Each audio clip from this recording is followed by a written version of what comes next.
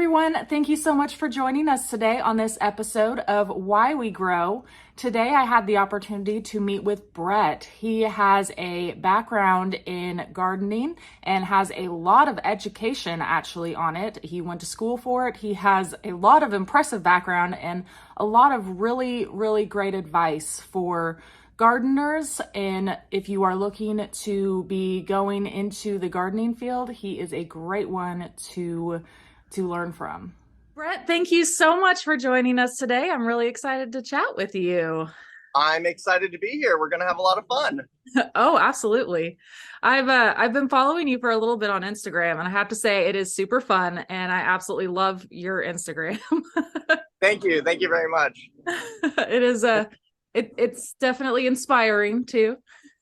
It's a passion project. I feel like social media in general, I just don't do as much as I probably should. There's so much just day in and day out. I live and breathe plants, and I unfortunately don't have the capacity to share it all. Well, you do a great job with what you do share. Thank you. Thank you. So you are in Florida, right? Yes, so I am currently botanist and head grower here at Gabriella Plants in Oviedo, Florida. It's about 40 minutes east of Orlando in Central Florida.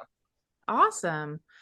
Great. So tell me a little bit about your background. What got you inspired to do what you're doing right now? Ooh, okay. So great. Great intro. Let's just jump into it. So Do it. when I say that I've always been into plants, I really mean that I've always been into plants. So quintessentially, I feel like the first introductory lesson that any little kid gets with plants is kind of being in school, whether it's kindergarten, first grade, pre-K, and getting that little cup filled with substrate, planting the one seed in it, learning for that week lesson about the life cycle of the plant, watching that seed germinate. And then, for most kids, that's kind of the end of that lesson.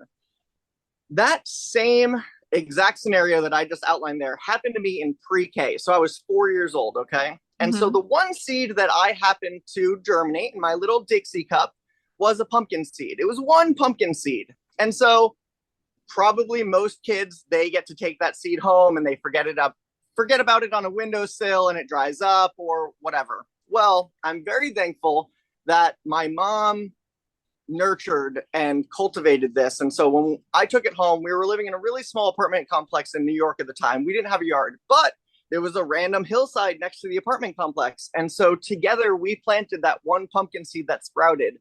And that fall, wouldn't you believe, we harvested 24 pumpkins that grew from that one pumpkin seed. Wow.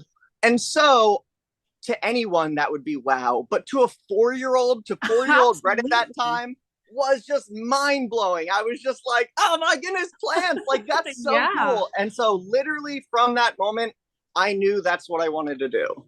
Absolutely. Wow. So at 4 years old, that's incredible. I love it. And so my dad would tell you the story that at 7, I had picked out what college I wanted to go to.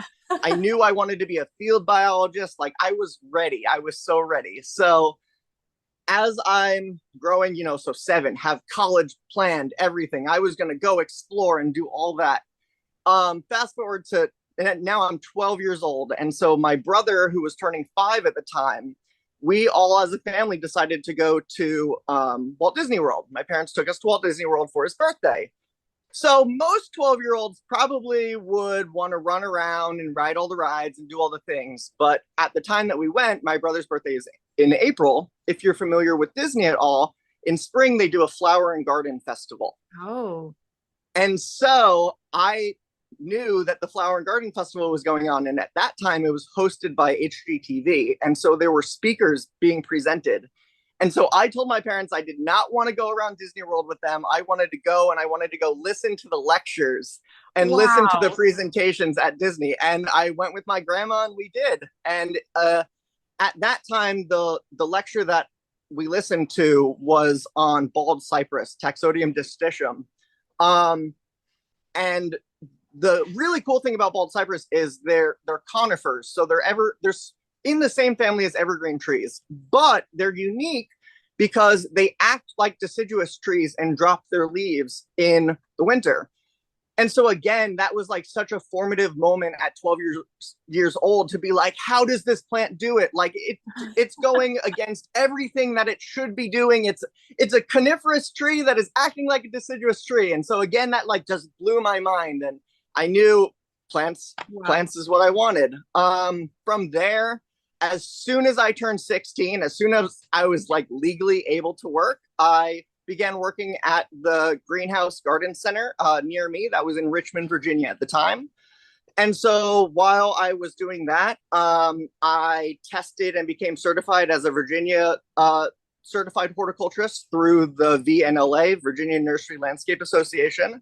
And so, I mean, before I was even 18, I was a certified horticulturist. My senior year of high school, I attended a greenhouse management technical center where I received my technical degree in greenhouse management, as well as technical certifications in floriculture, landscape design, and greenhouse management. So, I mean, that was 2012. So before I even turned 18, I was prepared. I, knew what I wanted to do. That is so impressive. And so it continues. The saga continues. And from there, I attended a really small private liberal arts school called Ferrum College in the Blue Ridge Mountains of Virginia, where I ended up receiving my bachelor's of science in horticulture and agribusiness. While I was there, the summer before my senior year, I interned with the horticulture department at Walt Disney World. And so that was kind of a pretty cool, like full circle moment, to be able to go do that. And that was an amazing experience. And then after spending 4 years in Virginia and studying tropical houseplants, I knew that I wanted to be where the houseplants didn't have to be inside. And so I said Hawaii or Florida, wherever I get a job first. And so I graduated in May of 2016. And I didn't have a job right out of college, so I moved back home to Richmond. And while I was there, I started working at the same greenhouse that I was working at when I was in high school. And, I'm sure most people would feel this way, but I kind of felt like, what was the point of going to college if I'm just back at the same place that I was before school? And so I worked there and I enjoyed it, but that wasn't where I wanted to be. My passion has always been tropicals. Any weird plant, that's what I'm about. And so I was signed up. This is not a sponsored ad, but I am very thankful for Indeed.com. And so Indeed.com, if viewers aren't familiar, it's basically a job posting site. And so I had signed up for Indeed.com alerts for anything with the term horticulture. And so I remember exactly where I was. It was like 1:30 p.m. on a Thursday, and I received an email in my inbox for a job posting in Delray Beach, Florida, which is in South Florida, for morning dew tropical plants, looking for a wholesale plant broker position. At that time, I didn't even understand what that meant. I did not know what a plant broker was. Most plant brokers, and the idea of plant brokering is kind of like behind the scenes. You don't really think about it. As a plant consumer, you see the plants in your local plant shop and you kind of just assume that they got there because the grower sent them to the shop, or there's not a whole lot of people don't really think about it. But what a wholesale plant broker does is they are essentially the middleman. So if you have a plant shop, the plant shop will contact the broker and say, hey, I'm looking for XYZ plants. The broker knows the growers that are growing those plants and then coordinates the purchase and the shipping of those plants from the grower to the plant shop or botanic garden, garden center, university, anyone that is looking for wholesale indoor tropical foliage, essentially. And so that was really interesting. Yeah, it was really cool. I mean, it seemed really, really cool. And I will say, kind of the funny thing, at the very top of this job posting, it said in all caps, this is not an outside landscape job. This is an air-conditioned office job. And I was like, oh, okay, you know what? Air-conditioned office. I could work with that. And so that was Thursday. I immediately went and applied. I called the office. I made sure they got my application. The next day was Friday. I had a phone interview with the owner of the company, Kingston. And I mean, of course, as Kingston, the owner of this company, talking to me, this, fresh young kid directly out of college in Virginia, he was kind of weeding me out. I'm in Virginia, the job's in Florida. So he told me, hey, you're more than qualified, but I can't offer you the job unless you were to come down here, meet the team. So I have never let adversity stop me from what I wanted. I'm a pretty determined person. And so that was Friday. Sunday, I flew into Fort Lauderdale, stayed overnight. Monday morning, Uber to the office, met with the team, flew back home later that day. That was Monday. So then I flew home, and then Wednesday he called me and he said, this job is yours if you can be here in 2 weeks.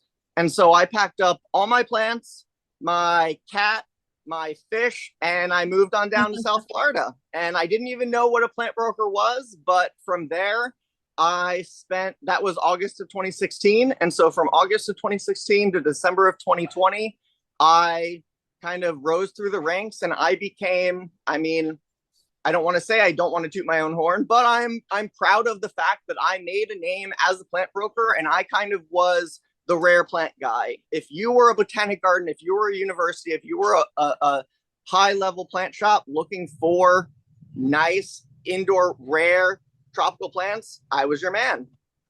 And that was a really, really fun job. And that was down in South Florida. And I love South Florida. It's just so tropical. Being able to grow plants outdoors was so nice. I know, I'm so jealous about that myself. Right, because where are you located? Oklahoma. So we're in zone 7. Yeah. That Virginia was 7. So yeah, I feel you. Yeah, we've already gotten some snow here. So and so at that point, I want to just go back and kind of give some more information. So I've always been a grower at heart. Okay. So I would say the oldest plant that I have, or I would say when I say oldest, I mean, it's been with me the longest, was probably a couple plants I got when I was a senior in high school. So from senior year of high school through my 4 years in college, I had a plant collection, maybe only 30, 40 plants. But I am so devoted to the plant life that senior year of college, I actually slept in my closet so that I could leave the plant lights on 18 hours a day. And I grew all of my plants in the main room with the lights on, and I slept in the closet. gosh. So it's always been about the plants. Wow. So when I moved those, oh yeah. When I moved those plants down to South Florida, it was only 40 some plants. Okay. So as being a plant broker, I'd say 29 days out of the month was in an office in front of a computer doing the sales aspect. The other 1 to 2 days a month was doing and going on nursery visits. So at Morning Dew Tropical Plants, we purchased from 150 growers in Florida. And so we always wanted to make sure that we had eyes on the plants that we were selling. So we want to make sure that we know firsthand it's top quality before we send it to you. So we would routinely go on nursery visits and find the plants, scope out the plants, take pictures, do all that. And obviously I loved doing that. I bet. And not only is it just nice to be in and with the plants, but I mean, some of these nurseries are like multiple acres wide, just like fields and fields and fields of like pristine plants is just amazing. And that's always where my heart has been. And so while going on nursery visits and being in, a lot of these are wholesale only, so you couldn't just walk in as a normal person and purchase a plant.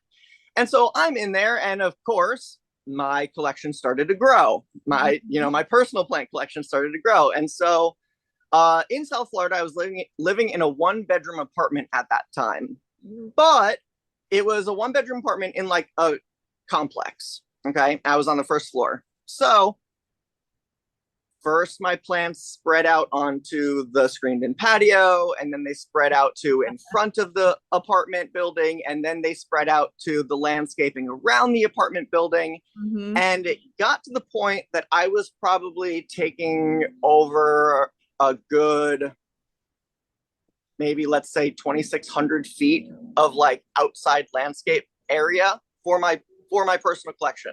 So much so that Google Maps verified it as a botanic garden, and I called it the vivarium.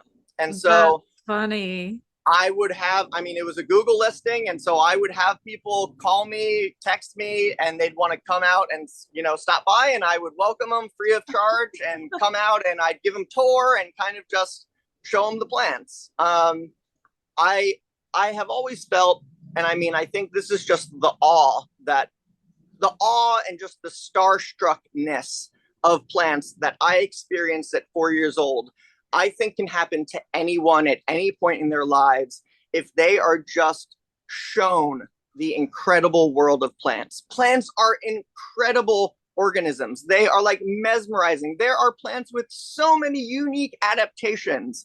And so being able to, just this person off the street who found my Google listing, to be able to have them come over and potentially get them hooked on plants by showing them the wonderful world of plants is like, I couldn't pass that up.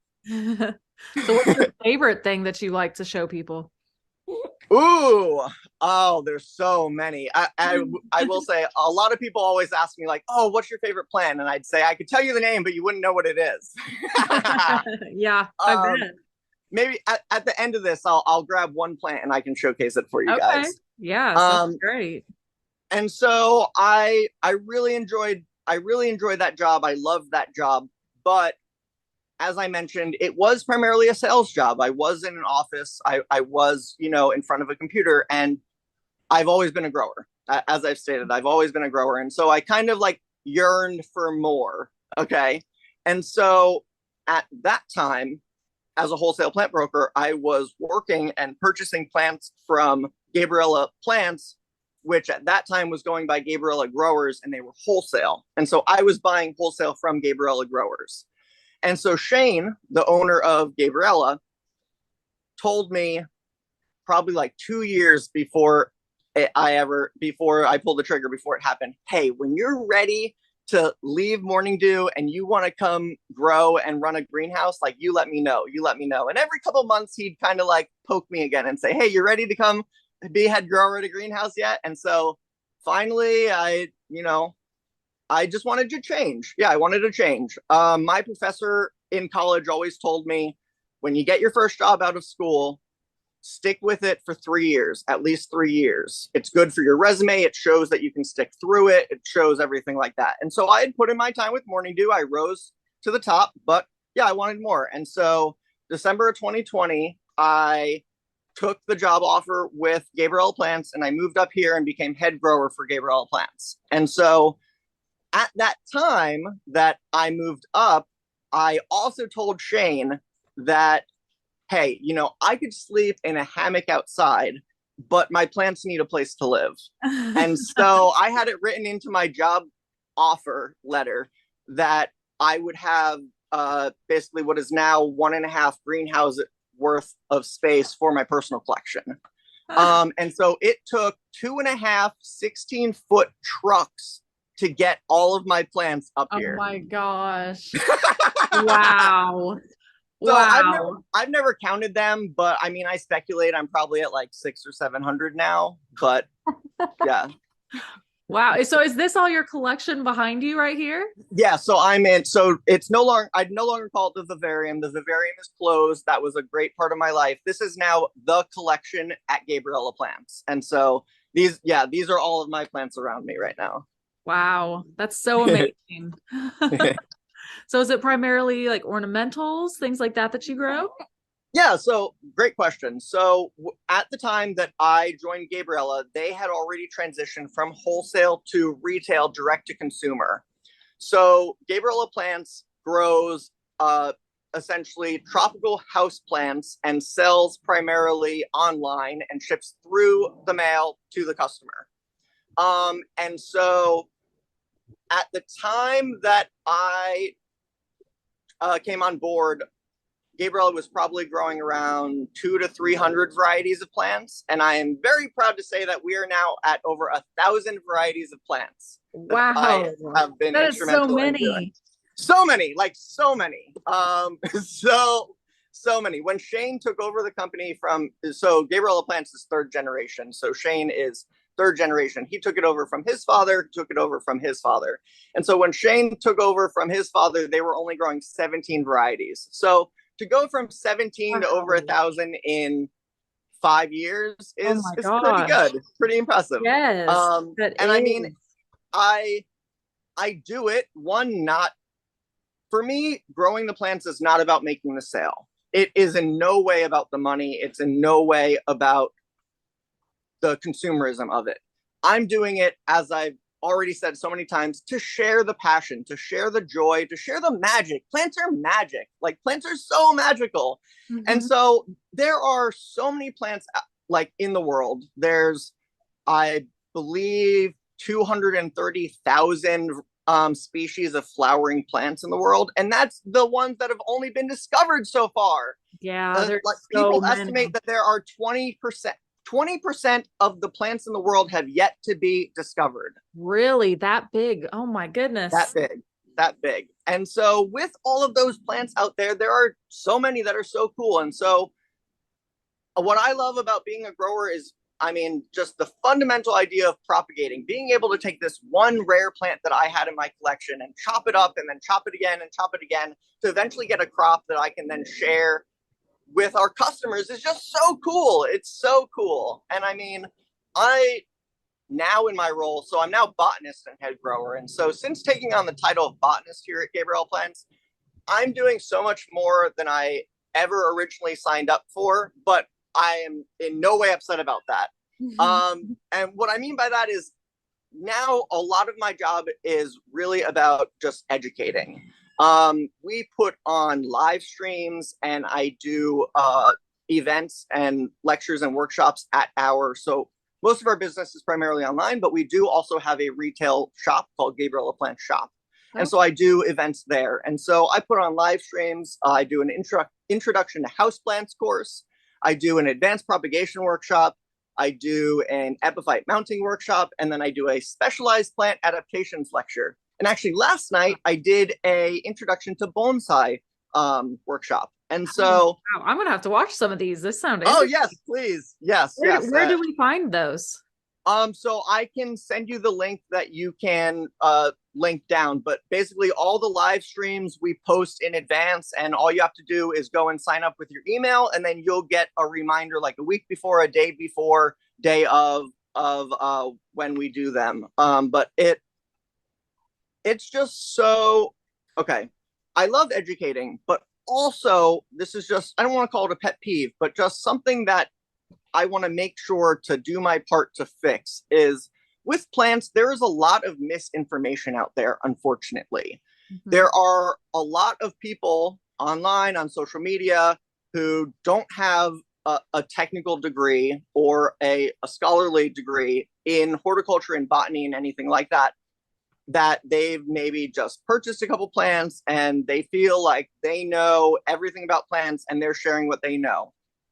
And if they are sharing what they know to share their experience, more power to them. Go ahead and do it. But when you begin to share that information and gain a following, and that information is either false or maybe not the complete story, you then get people to tag on with that, and now you have to like retrain someone's bad ideas. And so I like to see myself as kind of like that just reputable source of like, I promise you I am not going to say something if I have not checked it against my textbook, against my like, you know, scholarly articles that have been peer reviewed. Like, I do my research when I put all of this together so that the viewer is confident that what you're listening and what you're learning is accurate.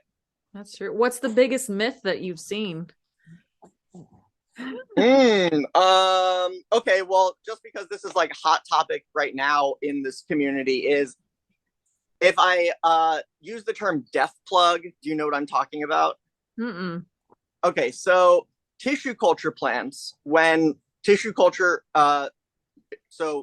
tissue culture is a form of micropropagation that basically, for the viewers that may not know what tissue culture is, basically you're taking a just a small cluster of cells, putting it into a sterile growing media and putting hormones into that media and getting those cells to multiply until they form little plantlets. From that step, the tissue culture companies will take those little plantlets out of the sterile media and put them into what are called cell trays or liner trays. That basically, it'll be 50 count, 72 count, like tray, about like this wide. And when they plant that plant into that little cell tray, in that plug, usually there will be like cocoa coir or peat or something in a netting material. And so just the fact is, tissue culture was first created in the United States in 1965. Since then, there are approximately 100 different tissue culture companies here in the US that produce over 100 million plants a year. That's a lot of plants. Mm-hmm. And most of them produce these plants in those little net plugs. So there is a misconception right now that if you get a plant in a 4-inch pot and that plug that was put into that 4-inch plant has that netting around it, that the netting somehow is going to suffocate and kill the roots of that plant, and that the consumer has to remove that netting. And so I'm here to tell you that is absolutely false. That is not true. If they're producing 100 million plants a year in this way, I promise you they know what they're doing. It is not killing the plant. It is not suffocating the roots. You do not need to remove the netting. It is such a misconception. And so that's just something that, you know, it gets popular on Reddit. It gets passed around and then people start picking it up, you know. In this day and age, it's hard to tell what is true, what we should trust, you know. I mean, that's just how it is. And so I agree. Yeah. Yeah, that is definitely a big, like, hot topic misconception right now. Yeah, not really something that I would have even thought about. And so I do also just want to share. So, I mean, being here, being botanist and head grower at Gabriel Plants is amazing. Not only do I get to educate, but also I get to play with plants is really what I do all day. And that's one really awesome way that I play with plants is when I was a little kid, my mom used to always say, "You're going to be a crazy plant scientist one day. You're going to be a mad plant scientist." She always told me. And so I've always taken that to heart. And so now I really have a passion for breeding. I think, how do I want to preface this? Breeding is crucial and fundamental for a few different options, for a few different reasons. When it comes to cultivating plants as houseplants, I do just want to preface that, let's say Monstera deliciosa, okay, it's a pretty common plant. Thanks to growers, thanks to tissue culture, thanks to propagation, it has been spread everywhere. Almost everyone has a Monstera deliciosa. If Monstera deliciosa happened to be almost extinct in the wild, though, everyone who has a Monstera deliciosa in their home is helping and aiding in conservation. So Monstera deliciosa wasn't the best example, but let's say, I mean, there's a lot of plants that are critically endangered, actually. Fun fact is lady palm, Rhapis excelsa, is one of the most widely cultivated palms for indoor growth. But did you know that it has actually been lost to science where Rhapis excelsa was once native to, because the entire like native endemic population, wherever they were once living, has been wiped out. So we have no record of where they ever actually came from. They think it's around China, but there's no more in the wild. So it's one of the most widely cultivated palms, but it's extinct in the wild. And so if we didn't have it in our homes, it would be gone forever. And so not only I feel like just as growers, as homeowners, as anyone cultivating plants, we have a responsibility to care for these plants and help conserve these plants. And so breeding, bringing it back to breeding is so fundamental in that idea. So Philodendron williamsii is the first philodendron that I grew from seed. And so there are only 5 known plants left in the wild of Philodendron williamsii. That there was a botanist who studied it. He spent weeks out in the wilderness in South America trying to find these plants. He could only find 5. And so it was considered pretty rare. And so yeah, I'll tell this story. This is a fun story. So I was at Marie Selby Botanic Garden in Sarasota by Tampa in west coast of Florida. This was like November 2020. And I see like across the way, a custodial worker sweeping a cluster of bright orange things into his like waste basket.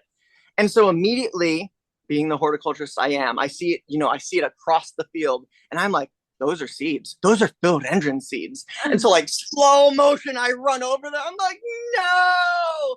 And so I run up to him and I'm like, please, can I have these seeds? And of course he's looking at me like I'm crazy. I am crazy, but I mean, yeah, he was looking at me like I was crazy. I was like, please, can I have these seeds? And he's like, well, I was throwing them away. Yeah, you can have them. And so I basically like saved these from the trash. And so where he was sweeping them up from was right next to Selby. Marie Selby is one of the few institutions here in the United States that has a true Philodendron williamsii.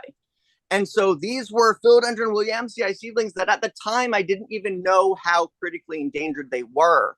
But I just knew that as a horticulturist, it was my duty to raise these plants. And so that was kind of my first try at growing plants from seed. And I did, and we grew them from seed. And I have, we produced maybe 120 plants, I think, from that clump that I saved. And I have spread them to botanic gardens, to private collections around the United States, because I want to ensure that these really cool plants make sure that they're around for a long time. Wow.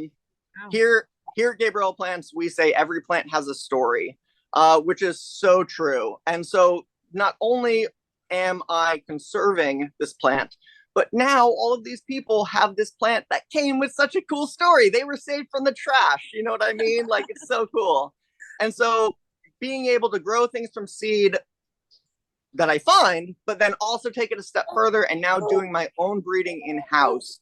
So I'm really into philodendrons. I'm really into aroids specifically, as I'm sure a lot of people are into aroids, but I'm really into aroids. And so I have produced a couple different philodendron hybrids that I am building up and growing. I have anthurium hybrids. And I mean, I'm always trying to breed something new. Not only can you conserve things, but you could potentially make a cross that has never existed before. And so, I mean, the way that the plant trend is going right now in 2022, everyone wants the coolest, newest thing. And so how do you get the coolest, newest thing other than make it yourself? That's amazing.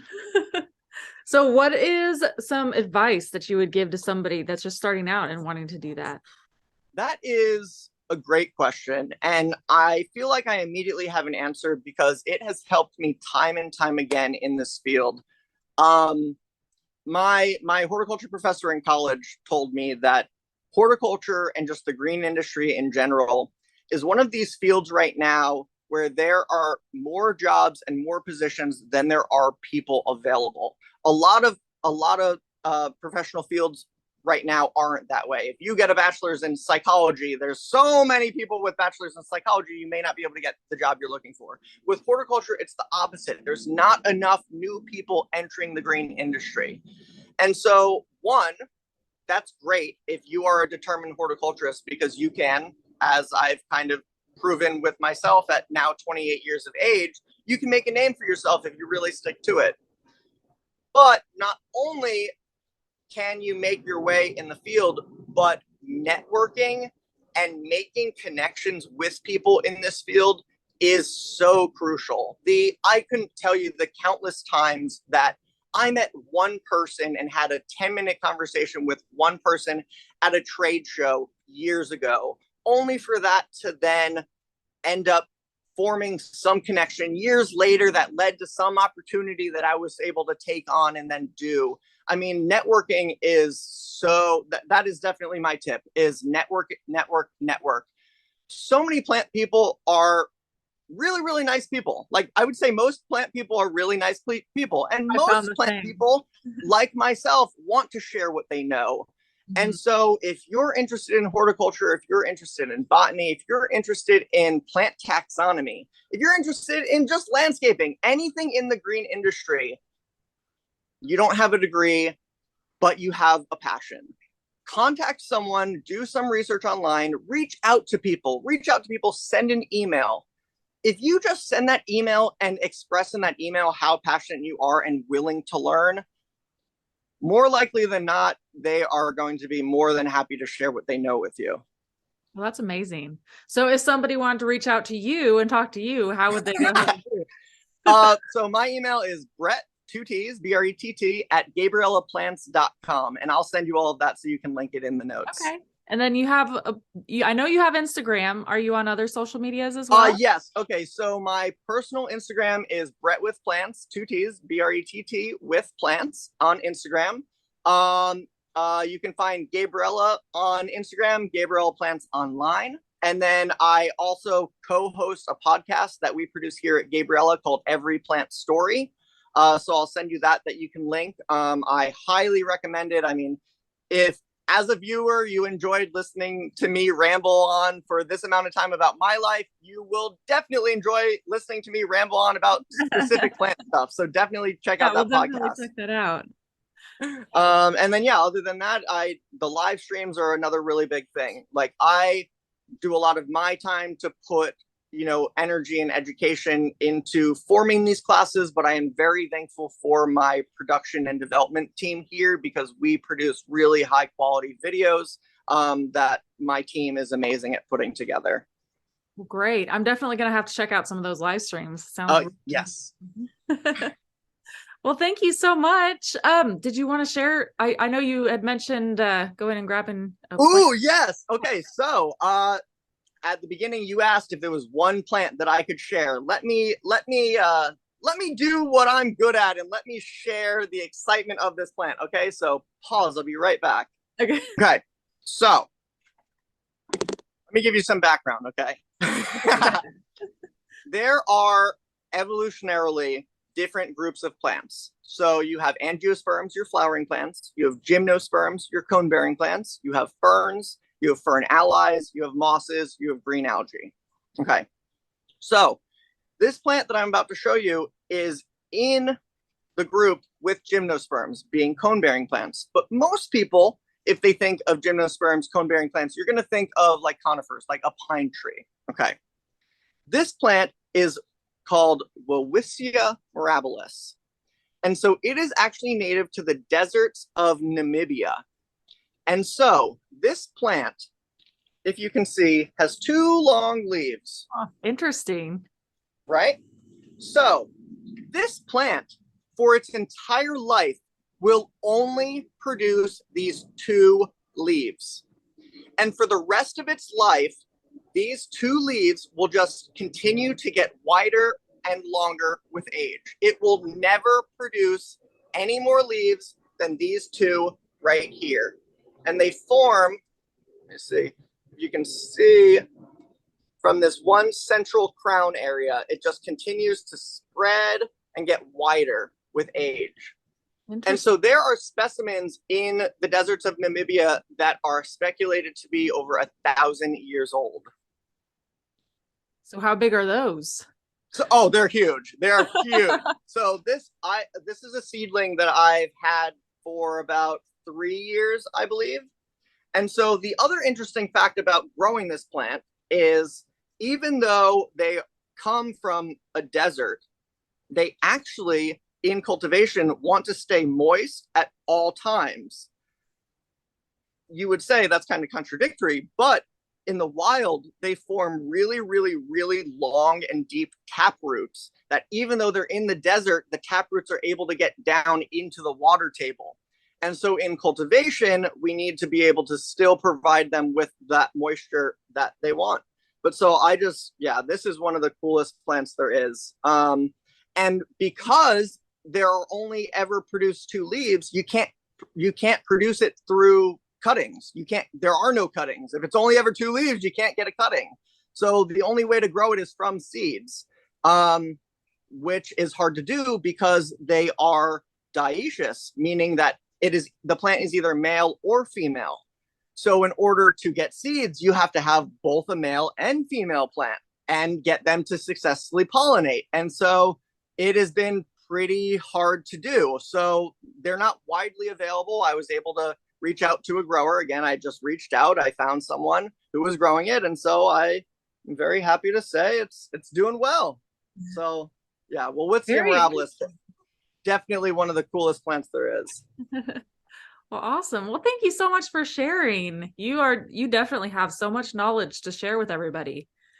Thank you so much. This has been such a pleasure, and I look forward to catching up next time. Yeah, thank you so much for sharing, and hopefully we'll talk with you again soon. Woo! Go plants! See ya.